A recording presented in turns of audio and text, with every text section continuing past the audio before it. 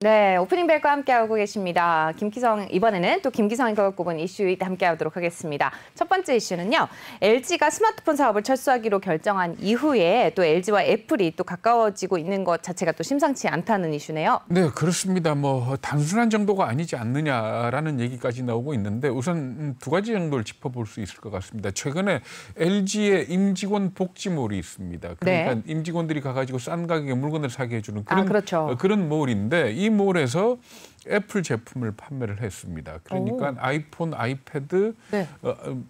워치 이런 것까지 판매를 했습니다. 그런데 이게 LG 이 복지몰에서 타사 제품을 판 일이 없다 그러거든요. 그러니까 뭔가 LG와 애플이 물밑에서 접촉을 하고 있는 것 아니냐 이런 얘기가 나오고 있고요. 사실 그리고 이것보다도 더 긴장하게 만든 게 뭔가 하면은 8월 달부터 해가지고 LG전자의 유통 판매점이죠. LG 베스트샵 전국적으로 한 400여 개가 있는 걸로 추산이 되고 있습니다. 여기에서 아이폰을 비롯한 애플 제품을 판매하는 걸로 이렇게 네. 지금 알려지고 있습니다. 여기에 대해서 LG전자가 확실하게 얘기한 건 아니지만은 이미 기정사실 아니냐 업계에서는 이렇게 받아들이고 있습니다. 이게 왜 문제인가 하면은 사실 LG 스마트폰이 우리나라 시장에서 차지하던 비중은 그다지 높지가 않습니다. 그러니까 삼성이 65%, 애플이 20%, LG가 한 13%쯤 됐었거든요. 그래서 삼성하고 LG는 같은 안드로이드 체제를 사용한 거 아닙니까? 그렇기 그렇죠. 때문에 LG 폰이 철수를 하면 삼성 입장에서는 당연히 안드로이드 쪽이니까 우리한테 오지 않겠느냐 이렇게 예상을 했는데 LG전자가 자체 유통망인 LG 베스트샵에서 아이폰을 판매하겠다 이렇게 발표를 그런 입장을 지금 업계에서는 보고 있는 겁니다. 이렇게 되면 결과적으로 어떻게 되는가 하면 우리가 한번 그 생각을 해봐야 됩니다.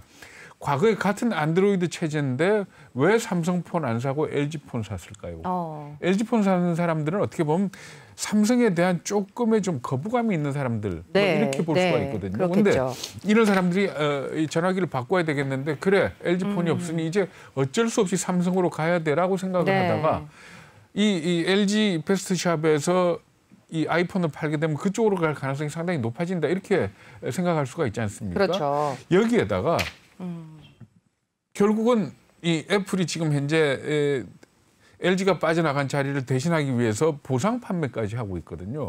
그렇기 때문에 삼성 입장에서는 이 스마트폰 시장에서 LG의 빈자리를 채우겠다는 이 계산에 상당히 차질이 오지 않을까 이렇게 걱정을 하고 있는 겁니다. 네, 삼성 입장에서는 아무래도 긴장을 안 할 수가 없겠네요. 네, 그러니까 지금 말씀드린 대로 스마트폰 같은 경우야 충분히 긴장할 사안이 있고 또 하나는 뭔가 하면은 가전제품 판매도 영향을 받지 않을까 이렇게 생각을 합니다. 현재 LG는 베스트샵이고 삼성 같은 경우는 디지털 프라자죠. 그러니까 이렇게 운영을 하고 있는데 두 회사의 지금 현재 매출을 보면은 디지털 프라자 같은 경우에 한 3조 3천억 정도 되고 1년 매출이 LG 베스트샵은 2조 8,900억 원 정도 됩니다. 그러니까 현재는 삼성 디지털 프라자가 더 매출이 많은 그러니까 우위를 점하고 있는데 지금 만약에 많은 사람들이 아이폰을 사기 위해서 LG 베스트샵에 갔다가 LG 전자 제품을 사는 경우가 있을 거 아닙니까? 이럴 경우에 매출에 어떤 변화가 있을 수가 있고 그리고 또 하나 눈여겨봐야 될 게 뭔가 하면 아이폰을 사기 위해서 LG 베스트샵을 가는 사람들은 대부분 MZ세대입니다. 그러니까 아이폰에 열광하는 대부분의 연령층이 그쪽에 몰려 있지 않습니까? 그렇죠. 그러면 이건 뭔가 하면 나중에 장래에 고객들이거든요. 그러니까 가전제품의 여러 이 제품 라인업의 거의 모든 전 제품의 장래에 큰 고객들이 될 거라고. 그런데 이 사람들이 아이폰을 사기 위해서 LG 베스트샵에 갔다가 LG의 충성도가 높아지는 고객이 된다면은 삼성으로 봐서는 길게도 크게 타격이 되는 그런 상황이 아니겠느냐 이렇게 걱정을 하는 겁니다. 네, 또 LG와 애플의 이런 움직임, 애플카로 이어질 거다 이런 전망들도 나오더라고요. 네, 그렇죠. 그러니까 사실 LG 같은 경우에는 자동차를 만들 수 있는 모든 게 다 구비돼 있다 이렇게 얘기를 합니다. 그러니까 LG전자가 만드는 전장품들, 그러니까 엔터테인먼트나 이런 쪽도 있지만은 LG 이노텍 같은 경우에 카메라를 만듭니다. 이 카메라를 지금 현재 아이폰에 공급을 하고 있거든요.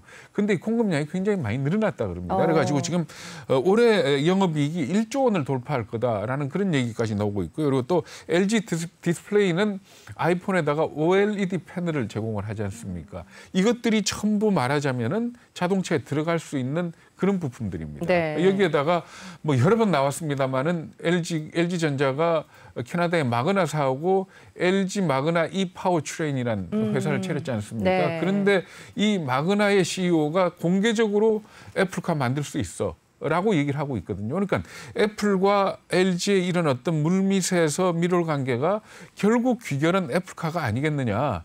그리고 또 애플 같은 경우에 차량을 만들겠다, 전기차 만들겠다, 자율주행차 만들겠다는 입장은 이미 공표를 했는데 기존의 완성차 업체하고는 지금 거의 협상이 안 되고 있지 않습니까? 그러다 보면은 결국 귀결이 이게 아니겠느냐 하는 그런 추측들을 하고 있는 겁니다. 네, 첫 번째 이슈 확인해 봤고요. 이어서 두 번째 이슈도 좀 살펴보겠습니다. 두 번째 이슈는요, 정말 재미있는 이슈인데 러시아가 수입산 샴페인에 대해서 샴페인이라는 명칭을 사용하지 못하게 했다는 소식입니다. 어떤 이슈죠? 네, 그렇습니다. 뭔가 하면은 우리나라 안동 소주 아시죠? 네. 다른 지역에서 소주를 만들면서 안동 소주가 팔 거 아닙니까? 그렇죠. 그럼 안동 소주 보고 야 너네 안동이라는 이름 붙이지 마.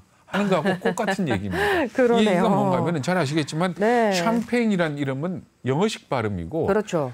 프랑스로 발음하면 샹파뉴. 그러니까 네. 프랑스 지방을 얘기하는 거 아닙니까? 네, 그렇죠. 근데 러시아에서는 이걸 갖다가 샴판스코예라고 얘기를 한다 그럽니다. 그런데 외국에서 수입돼 오는 모든 스파클링 와인, 그러니까 네. 샴페인을 갖다가 굳이 구분을 하자면은 스파클링 와인 아닙니까? 그렇죠. 스파클링 와인에 이 샴판스코예라는 이름을 못 붙이게 한 겁니다.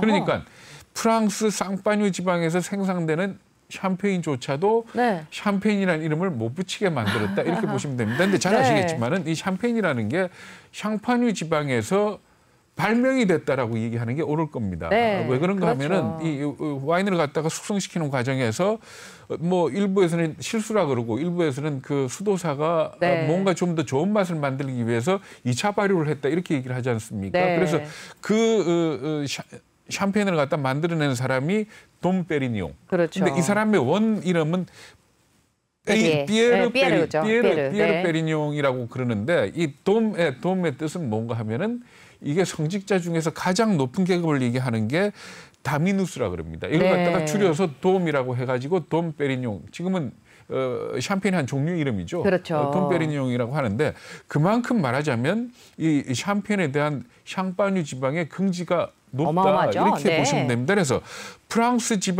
프랑스에서 생산되는 샴페인 중에 샹파뉴 지방이 아닌 다른 데서 생산되는 샴페인은 샴페인이라는 이름을 정말로 못 붙입니다. 그래서 가끔 보면 샴페인 병으로 되어 있는데 이름이 백무세라든지 아니면 크레망이라든지 하는 그런 이름으로 팔리고 있는 것들이 있습니다. 이거는 뭔가 하면은 프랑스 안에서 생산되는 스파클링 와인, 그러니까 샴페인이지만 샹파뉴에서 생산되는 게 아니기 때문에 샴페인이라는 이름을 못 붙이는 거거든요. 근데 러시아가 뭔가 하면은 샹파뉴 지방에서 생산되는 샴페인조차도 샴페인 이름 붙이지 마.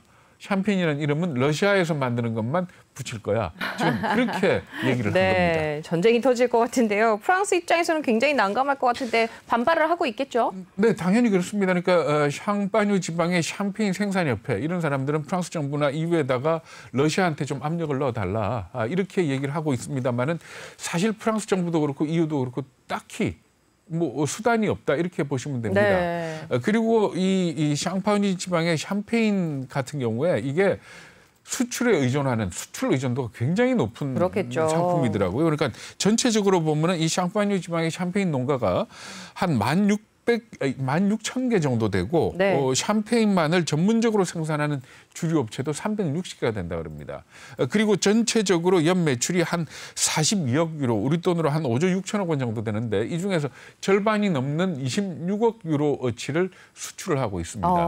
앞에서 말씀드린 가장 고급이라는 돔 페리뇽을 갖다 지금 현재 핸들링하는 회사가 루이비통, 모에 헤네시, 거기에서 지금 돔 페리뇽을 갖다 생산을 하고 있거든요. 그래서 러시아가 이런 조치를 내리니까 아예 수출을 안 하겠다라는 걸 검토를 하다가 돌아섰습니다. 뭐라고 돌아섰는가 하면은 그래 좋다, 우리 스파클링 와인이라고 이름 붙일게. 라고 돌아선 겁니다. 그러니까 결국 수출 앞에서는 무릎을 꿇을 수밖에 없는데 근데 사실은 한번 생각을 해보십시오. 돔 페리뇽이라는 상표는 있고 다만 위에 샴페인이라고 못 쓰고 스파클링 와인으로 썼다 그래가지고 그 돔 페리뇽의 가치가 떨어지겠느냐? 그건 아닐 거 아닙니까? 근데 러시아가 이렇게 하는 걸 보면서 딱 하나 생각나는 나라가 있습니다. 미국인가요 혹시? 중국이죠. 중국인가요? 중국이 네. 우리나라 김치 만드는 회사들이 김치를 갖다 수출을 할 때 네. 포장지에다 김치라고 표시를 못하게 합니다. 파오차이라고 표시를 하게 합니다.